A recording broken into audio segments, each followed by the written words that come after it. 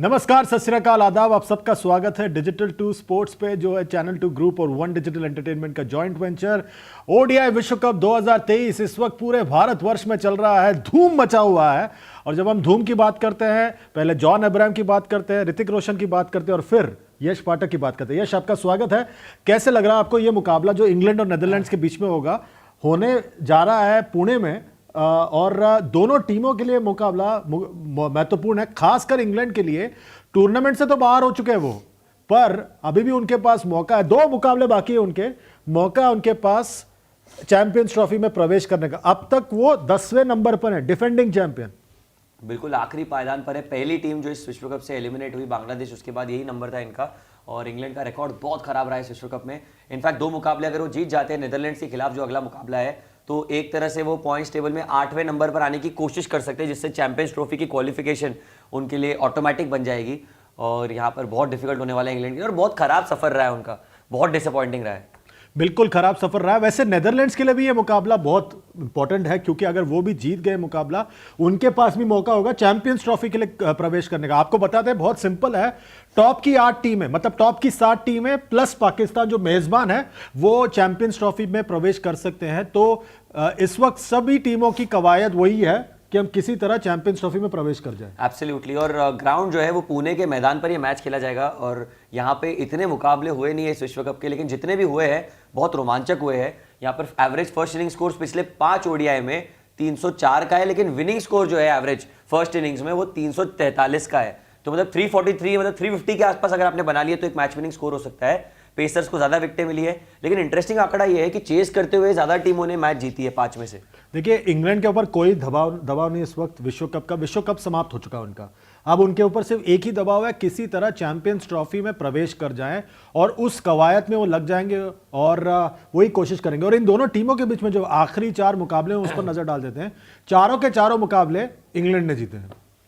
बिल्कुल। एक तो 2011 के विश्व कप का है, और ऐसा सुनने में आ रहा है चंद्रेश जी की पिछले जो 6 मुकाबले हुए थे, सारे मुकाबले 6 हुए हैं अब तक, 6 के 6 मुकाबले इंग्लैंड ही जीता है। लेकिन ये पिछले 4 मुकाबले हैं, पिछले 5 में से। और ये देखिए, 4 में पहला जो मुकाबला नीचे दिख रहा है वो 2011 में विश्व कप का है, 2011 भारत के विश्व कप का। बाद में सारे मैचेस जो है वो एक सीरीज में खेले गए थे, लेकिन कमाल का यहाँ पर इंग्लैंड का आंकड़ा। और ये मुकाबला भी इंग्लैंड स्ट्रॉन्गर टीम है। वैसे T20 विश्व कप में आंकड़ा उल्टा है, नेदरलैंड्स से जीता है। एग्जैक्टली। बिल्कुल। और एक नजर डाल देते हैं इंग्लैंड के स्क्वाड पर, क्या है विकल्प उनके पास। काफी बदलाव हो चुके हैं इस टीम में।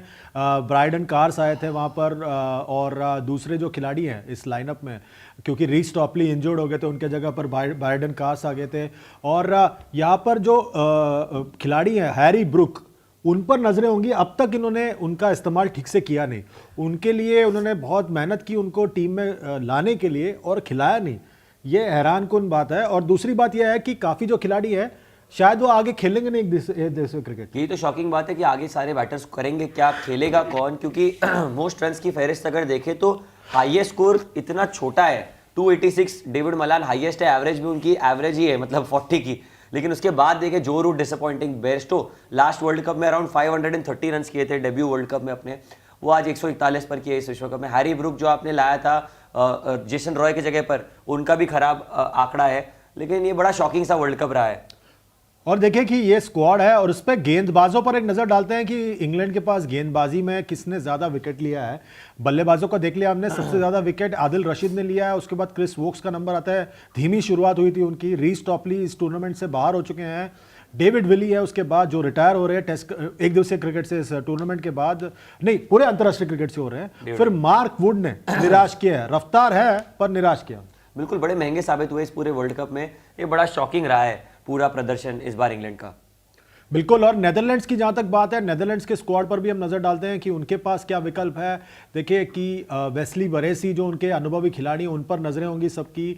वो शायद ये आखिरी विश्व कप खेल रहे हैं अपना। उसके बाद जो बाकी खिलाड़ी हैं, सेटल्ड लाइनअप है इनका। 2 जीत हासिल जरूर की है। जाते जाते वो एक बड़ा और एक जीत हासिल करना चाहेंगे। बिल्कुल हासिल करना चाहेंगे। यहाँ पर एक बहुत अच्छी स्क्वाड है इनकी। अगर इंग्लैंड की तुलना में कहे तो थोड़ी कम है, लेकिन ओवरऑल इनके पास जो रन करने वाले बल्लेबाज हैं वो बहुत अच्छे हैं। और अगर बल्लेबाजों की बात करें तो साइब्रेंट एंगलब्रेथ टॉप स्कोरर है, और स्कॉट एडवर्ड्स ने भी अच्छा प्रदर्शन किया है। स्कॉट एडवर्ड्स एकदम बोलते हैं ना संकट मोचन रहा है इस टीम के। बाकी बल्लेबाजों ने भी ठीक ठाक प्रदर्शन किया है, लेकिन कोई भी ऐसा ब्रेक थ्रू परफॉर्मेंस हमें नजर नहीं आया बल्लेबाजी में। बिल्कुल नहीं नजर आया, और ये जब भी जीते उनके कप्तान का बहुत बड़ा रोल रहा है। करेक्ट। और क्योंकि वो बीच में आते हैं, बहुत एक जुझारू पारी खेलते हैं और यहाँ पर पारी को संभालते हैं, पर जरूरी उनके लिए यह है कि उनकी गेंदबाजी ठीक चले। अगर उनके स्क्वाड पर नजर डालें तो ऐसी गेंदबाजी नहीं है जिससे आपको परेशानी होनी चाहिए, पर वो जुझारूपन है उनमें जो बल्लेबाजों में, वही आप जुझारूपन उनके गेंदबाजों में भी देखेंगे। बैस द लीड जो है टॉप पर चल रहा है 11 विकेटों के साथ, फिर लोगन वैन बीक है, फिर पॉल वैन मीकरिन, आर्यन दत्त हैं 8 विकेटों के साथ, और फिर कॉलिन एक्करमैन है 5 विकेटों के साथ। बिल्कुल बेहतरीन यहाँ पर एक मौका है इनको हराने का इंग्लैंड को, लेकिन अगर पूरे इसका बात करें तो यहाँ पे बहुत इंटरेस्टिंग होने वाला है। अब दोनों टीमों का मैच है तो क्या कहें। यश, क्या लग रहा है आपको, कौन जीत रहा है मुकाबला? मेरे ख्याल से तो इंग्लैंड ही बेटर टीम है और वो जीतेगी ये मुकाबला। हारते हुए जा रहे हैं, लेकिन तुम्हें भी ले डूबेंगे सनम। क्या बात है, मुझे भी लग रहा है इंग्लैंड का पलड़ा भारी है, पर आपको क्या लगता है? जनता जनार्दन जाइए हमारे चैट विंडो पर, हमें बताइए कि आपको क्या लगता है इस मुकाबले के बारे में। फेसबुक, एक्स, इंस्टाग्राम, यूट्यूब, हम सब जगह लाइव होंगे। सब जगह जाइए, लाइक शेयर सब्सक्राइब कीजिए, और खासकर यूट्यूब पर लाइक शेयर सब्सक्राइब के साथ साथ नोटिफिकेशन की घंटी बजाइए। अगले वीडियो तक हमें दीजिए इजाजत, अपना ख्याल रखिए, विश्व कप का मजा लूटिए सिर्फ और सिर्फ डिजिटल 2 स्पोर्ट्स पे।